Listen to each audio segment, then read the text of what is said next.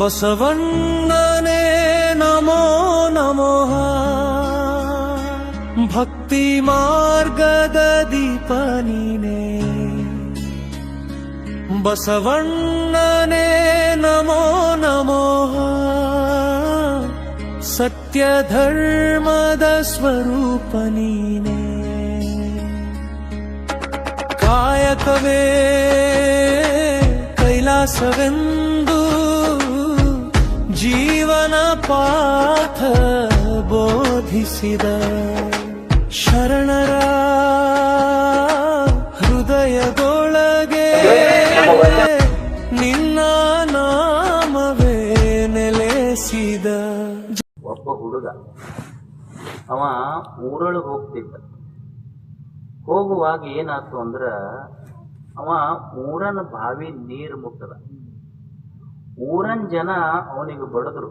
ಯಾಕಂದ್ರ ನೀ ನಮ್ಮ ಬಾವಿ ನೀರು ಮುಟ್ಟಿದ್ದಕ್ಕ ನಮ್ಮ ಬಾವಿ ನೀರು ಅಪವಿತ್ರ ಆತು, ನೀ ಭಾಳ ಕೆಳಗಿನವ ಅಂತ ಆ ಹುಡುಗನ್ ಹೊಡೆದ್ರು.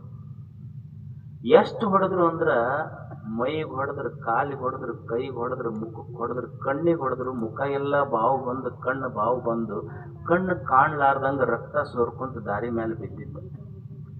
ಕಲ್ಯಾಣದೊಳಗೆ ಒಬ್ಬ ವ್ಯಕ್ತಿ ದಾರಿ ಹಿಡ್ಕೊಂಡು ಹೊಂಟಿದ್ದ. ಹೋಗುವಾಗ ಬಿದ್ದ ಸಂಬೋಳಿ ನಾಗಣ್ಣ ನೋಡಿ ಪ್ರೀತಿಯಿಂದ ಮ್ಯಾಲೆತ್ತಿ ವಸ್ತ್ರ ತಗೊಂಡು ಒರೆಸ್ದ. ಅವನಿಗೆ ಕಣ್ಣು ಬಾವು ಬಂದು ಕಣ್ಣು ಕಾಣುತ್ತಿದ್ದಿಲ್ಲಲ್ಲ. ಸಂಬೋಳಿ ನಾಗಣ್ಣನ ಮ್ಯಾಲೆತ್ತದ ಕೂಡ್ಲೇನೆ ನಾಗಣ್ಣಂತನ ಶಿವ ಶಿವ ಬಸವಣ್ಣ ಬಸವ ತಂದೆ ಎಂದ. ಎತ್ತದವರು ಬಸವಣ್ಣವರ ಇದ್ರು.